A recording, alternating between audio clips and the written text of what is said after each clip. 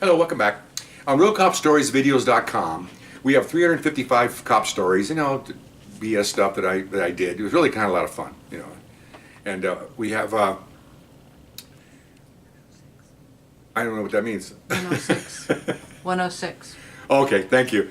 It's the high-tech stuff here, okay.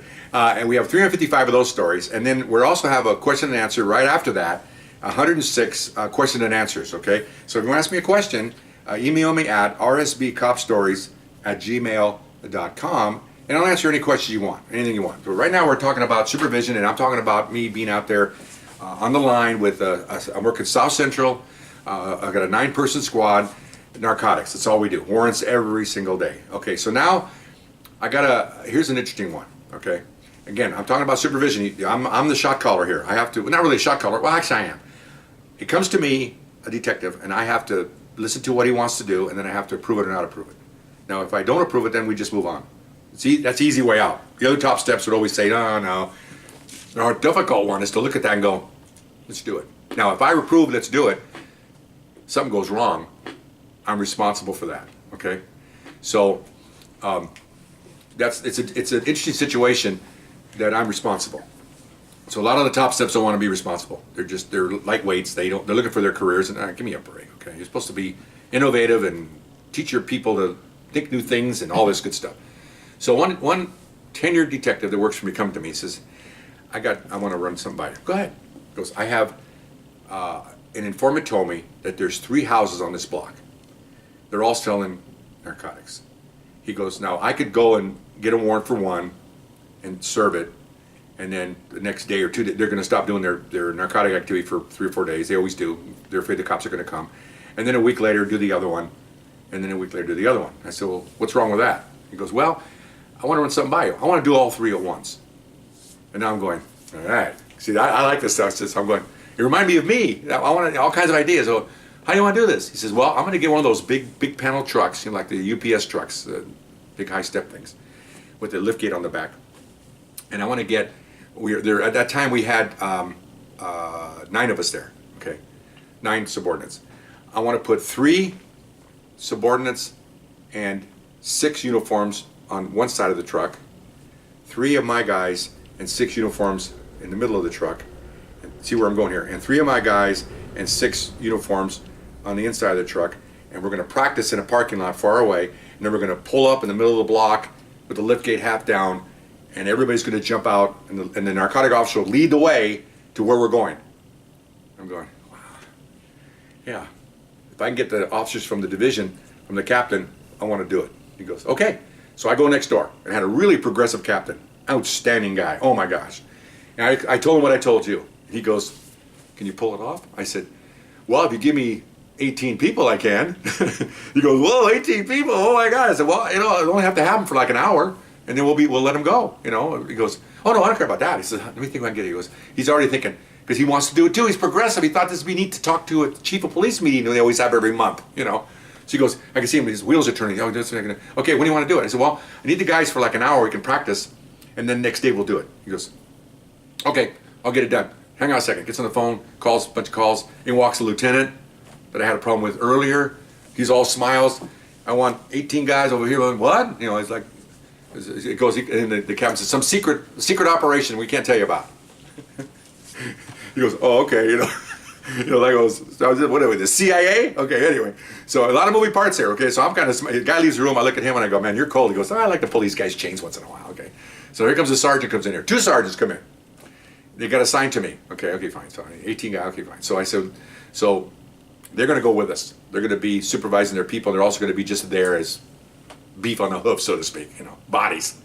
All right, so one of my guys goes down and had a hard time getting a truck, but he finally got approval to get a truck. We rented it from, I don't know, Hertz or something, and bring it to the parking lot, brief everybody. My guy, I don't do any of this. I'm just watching. So one of my subordinate detectives briefs everybody, assigns everybody, you're with, told those 6 officers, you're with this guy, we're all in plain clothes. You're in this guy, okay, we're going to go out and practice. Okay, so we all get in the truck. Well, that was hilarious to begin with, because you got this big truck, there's no handles, guys are hanging onto the inside, they had wooden slats where you could tie cargo, and there's, thank goodness the roof was low, so the guys could actually hang on to the top, because you drive that truck, man, I mean, it's like a a bull in a china shop. Everything's moving, and it's not exactly a Cadillac; it's a truck.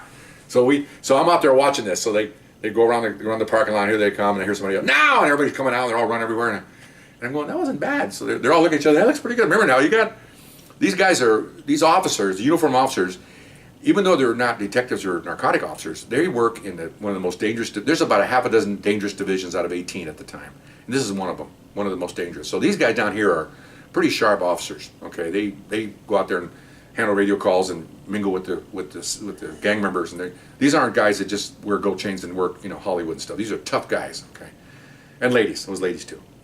So we practiced a bunch of times. Boy, about the third time, man, these guys are ready. Okay, fine. So we go. So they leave. I come back in the end of the day. It's like 4 o'clock. We're in the shift at 6. So I'm sitting there with my assistant and this detective. We're talking about different things, right? And then so everything looks good, just like the other video. Okay, I look at both of them. What could go wrong here? Okay, what could go wrong? I go, well, not too much unless they know we're coming. I said, well, they don't know we're coming. I said, what do you think? I told my guys, I want to brainstorm here. I don't want just to have. I'm not a dictator here. I want people. I want some input. What do you think? And my assistant goes, well, we could probably have guys fall coming out of the back of that truck because you have to jump down about 2.5 feet to the lift gate, and then from the lift gate you have to drop down again. I go, okay, that's good. I think about that. What else? And then I said, I looked at the subordinate detective. I go, okay, you're 3 guys for each location. They know exactly where they're going. I want you to drive them out there this afternoon. Get in a couple of cars, go out there, make sure they know exactly where we're going because when they come out of that truck and make the turn, you don't have time to go, oh, which house is it? You know exactly what house it is. And who's ever driving that truck has to know where he's going to park that truck. Dead center. Because they want everybody out. Okay, so off they went. I look at what do you think? I don't know, man. Well, we could always get in a shooting. Well, that would come just a normal search warrant. I want stuff because of this 3 location distribution of manpower or people power, that's what my concern. Because of doing the warrants, we do warrants every day. If a shootout comes. Okay. And luckily I had 3 supervisors. So when the truck went down the street, I'm behind them, lagging behind. I don't want anybody to see the undercover car. And as soon as I see them coming out, I raced up and I jumped out. So one supervisor went with one house, with those guys, one supervisor went to the other house, and I went to the third house so we could supervise. Because if there's a shooting, first thing they're going to say is, who was in charge? And I can say, well, he was, I was. You don't want the department doesn't want just officers there or detectives. They want a supervisor with every unit whenever you do a warrant. And it makes sense because someone has to be responsible. You can't have people running around. Okay, so we covered that part. Okay, so here comes game day. Okay, and I again as top step, this is not my operation, but I approved it, so I'm responsible for it. So I'm worried about all my guys. I'm worried about the patrol guys. The sergeants are there. They're looking at me like, is this going to go? And I'm thinking, no. I gave them the impression that this is no big deal. We do this all the time. That's what those sergeants go. Oh, we do this all the time. He goes, you do? Oh yeah. No, we do it. This is first for us. Okay, but it's okay. Okay, so we get in the truck, and here we go. Okay, and we called the helicopter to come over. Okay, he stood off to the side, and then I was going to tell him to come in whenever we're ready. So I can see the helicopter flying over there, and people in that part of town, you see a helicopter all the time. It doesn't really mean anything. I mean, it's always over the top somewhere. Here we come. Make the turn. Come down the street about 5 miles an hour. I'm watching. I'm looking for in the front yard to see if anybody's looking. Nobody's looking. There's no lookout, so that's good. You get the element of surprise. So the truck gets up. As soon as the truck stops, come over now. I got the radio. So I see the chopper. One of these, like Apocalypse Now, man. It turns and here it comes, right? So everybody's coming out. I race up. I jump out. Everybody's running. I don't hear everybody yell police until they're really right on the front door, which is good. You don't yell far away. This isn't like Adam 12 and Chips. You don't yell 2 blocks away, we're coming. You don't do that. Okay, the element of surprise is right when they get to the door, because if somebody's in there doing coke or something, they'll look up and what do they see? 12 guys right out with guns coming towards them. Otherwise, you see them coming in ahead of time. They can arm themselves or run or whatever. So anyway, so I'm running up and everybody's running. Then I hear police, boom, boom, the door's going down, boom, boom, boom, doors being rammed in with battering rams. So I go to my house, but I really didn't go into the house. I stood outside and watched the other locations. I'm listening, like I told you my stories before. I'm listening for that first shot. That is my concern, because that first shot means someone's shooting at us, and I have to get over there and take over. So my heart is pumping because I'm thinking, okay, I got all these people here. Okay, I've got 27 people hitting at 3 different locations. I'm in charge of all of them. I'm responsible for all of them, and I'm sitting there waiting for that first shot to go off. Okay, again, hoping it doesn't hurt anybody, hoping that we don't, when our officers. I'd say for about the first 3 minutes, my heart was pumping really bad. I mean, I was really, really scared. I was scared for them because, you know, I've been in combat. I've been shot at. I've been shot. It's no big deal. But these kids know this is a whole new generation here. Young guys, ages 23 to 30, you know, never saw combat, never went to Vietnam and other stuff. They don't know what to do on this thing. Okay, so anyway, I don't be too corny here, but that's facts. So, boom, boom, boom. Okay, radio silence. I don't come on the air unless you need help. Radio silence. Boom, boom. I'm out there looking. I look at the guy, and our guy gives me a thumbs up. My house. I turn around. Okay, house number 1. Goes, we're okay. 2, we're okay. Okay, we're okay. Number 3. All right, let's go. That's great. Okay, so truck pulls over and parks. Helicopter's flying over. He says everything's great, and the helicopter goes. It was an older guy, obviously flying. He called my call sign. Yeah, he goes. That was the bitchinest thing I've ever seen. It was great. I go, oh, you should have seen it up here. I wish you had a camera. I said, we can't film it. He goes, oh, man. He says, it was fantastic. We're hovering over the top, and all these guys are running. Oh, my gosh. I go, yeah, it looked pretty good down here. Okay, it looked really good down here. Okay, so I was successful. Okay, people in custody. We got, every house had dope. Every house had guns. Every house was gang members. They pretty much took over the block. That's pretty what they were doing. Okay, so they called for additional units to transport bodies. So more black and whites came. Supervisors were all happy. The patrol guys, they were proud because they were proud of their guys because they did a good job. They're happy nobody got hurt. They're looking at me. This is great. And I'm going, hey, don't look at me. Look at the guys. I don't do anything. I don't put handcuffs on anybody. Okay, I defer to other people. Okay, so everybody's happy. We're doing the warrant. People are coming in to transport the bodies. As we're putting bodies in jail, and this happened before in the other cop stories, and also now. It's happened in the past when I've been doing this, and it's going to happen. I'll tell you stories in the future. You stand there and you're looking around, right? This is a residential street, you know, nice little houses, fenced in, whatever. And you look over and you see somebody looking like they pulled a curtain back and they're peeking out. Okay, and you look at them and you give them. I always give them a wink, and they smile and close the drapes. These are the people you're trying to serve. Not these idiots selling the dope. Who cares about them? They're all criminals, gang members. Or I'll look over. It just happened 3 or 4 times on that particular warrant. I'm walking down the street. I look because they know I'm dressed in my ninja. You know, I got the black jumpsuit. I got all the stripes. I got the helmet. I'm walking around, so they know that I'm some kind of supervisor. And I'm not doing all that hands-on stuff. So they know that they can pick out who the sergeant is. They can see my stripes a mile away. And I'll look over at them, and they'll see me, and I'll just smile at them, and they smile back, and they close the drapes of the mini blinds, you know. And that's okay. I look at that. That happened like at least a half a dozen times while I'm walking around out there, waiting for all these bodies to be transported.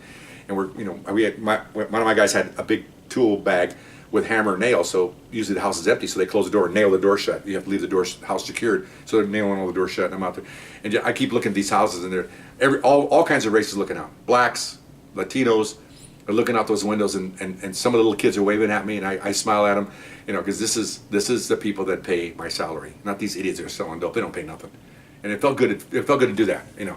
And came back, wrote a beautiful entry telling my guys how great they were, telling patrol guys. I got the list of the guys that went with us, wrote them a commendation for everybody who was there.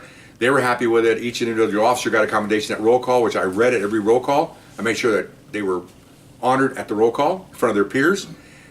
Bragging about the warrant. The word went out. We did this warrant. 400 guys heard about it. Everybody's talking about it. And my lieutenant calls and says, well, you're lucky it went well.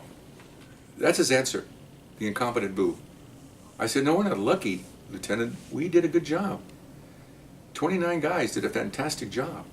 Oh, you should be proud. No, I'm proud of them. Not of you, eh? But him. Anyway, so that's the answer. You know, my captain called me once he got my log and says, man, I wish I could have been there. That was fantastic. It was fantastic. And I kept saying, my guys did a good job. I didn't do anything. I just said okay and made sure it was practice. But the nuts and bolts are people running out of that car with guns out, putting handcuffs on people. That was one of the most fantastic warrant I think we did down there the whole time I was there. Never seen like it. Probably never seen like it again. It's just really nice, forward thinking by everybody. My subordinate and the captain. You know. Anyway, I'll see you next time. All right. Bye bye.